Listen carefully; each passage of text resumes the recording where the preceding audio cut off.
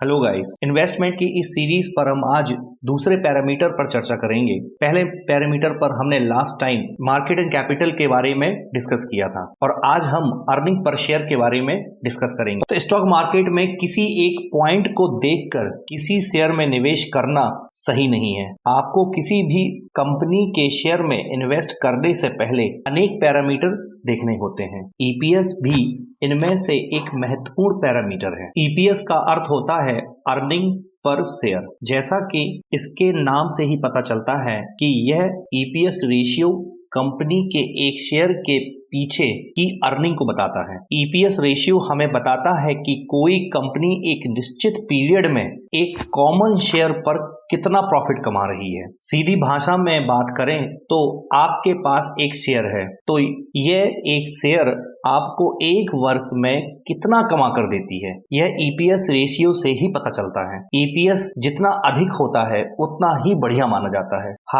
High EPS company की मजबूत स्थिति को इंगित करता है। लगातार बढ़ता हुआ ईपीएस इंगित करता है कि कंपनी अच्छा प्रॉफिट कमा रही है। ईपीएस का प्रयोग करके अलग अलग कंपनियों की तुलना की जा सकती है। इसके साथ अर्निंग पर शेयर यानी कि ईपीएस को देखकर आप कंपनी में निवेश करें या नहीं करें, इस बात का भी फैसला कर सकते हैं। अब आपने यहाँ पर ईपीएस के मतलब को तो समझ लिया, लेकिन इसका कोई मतलब नहीं है जब तक आप इसका प्रयोग को नहीं समझ लेते, जब तक आप इसके यूज को नहीं समझ लेते। ईपीएस का सीधा संबंध कंपनी के प्रॉफिट कमाने से होता है। अगर आप मात्र एक वर्ष का ईपीएस देखकर किसी कंपनी में निवेश करने का फैसला करते हैं तो आप गलत हो सकते हैं। किसी कंपनी का मात्र एक वर्ष का ईपीएस उसकी सही छवि प्रस्तुत नहीं कर सकता। इसीलिए आपको कंपनी का हिस्टोरिकल ईपीएस भी देखना